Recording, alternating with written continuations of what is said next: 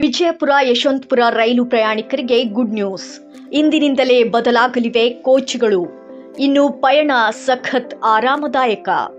ಉತ್ತರ ಕರ್ನಾಟಕ ಮತ್ತು ಬೆಂಗಳೂರು ನಡುವೆ ಸಂಚರಿಸುವ ಸಾವಿರಾರು ರೈಲು ಪ್ರಯಾಣಿಕರಿಗೆ ನೈಋತ್ಯ ರೈಲ್ವೆ ಇಲಾಖೆಯು ಭರ್ಜರಿ ಸಿಹಿ ಸುದ್ದಿ ನೀಡಿದೆ. ವಿಜಯಪುರದಿಂದ ಯಶವಂತಪುರಕ್ಕೆ ಸಂಚರಿಸುವ ರೈಲಿಗೆ ಹಳೆಯ ಬೋಗಿಗಳ ಬದಲಾಗಿ ಅತ್ಯಾಧುನಿಕ LHB ಕೋಚ್ಗಳನ್ನು ಅಳವಡಿಸಲು ಅಧಿಕೃತವಾಗಿ ಆದೇಶ ಹೊರಡಿಸಲಾಗಿದೆ.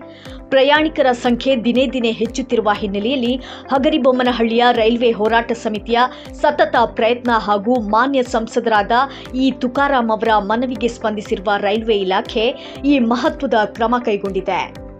ಇದರಿಂದ ರೈಲ್ವೆ ಹೋರಾಟ ಸಮಿತಿಯು ಸಂಸದರಿಗೆ ಹಾಗೂ ಇಲಾಖೆಗೆ ಹೃತ್ಪೂರ್ವಕ ಧನ್ಯವಾದಗಳನ್ನು ಅರ್ಪಿಸಿದೆ.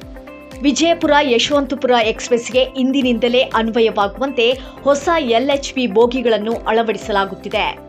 ಯಶವಂತಪುರ ಸಂಡೂರು ಯಶವಂತಪುರ ರೈಲಿಗೂ ಕೂಡ ಮೇ 10ರಿಂದ ಹೊಸ ಬೋಗಿಗಳು ಸೇರ್ಪಡೆಯಾಗಲಿವೆ.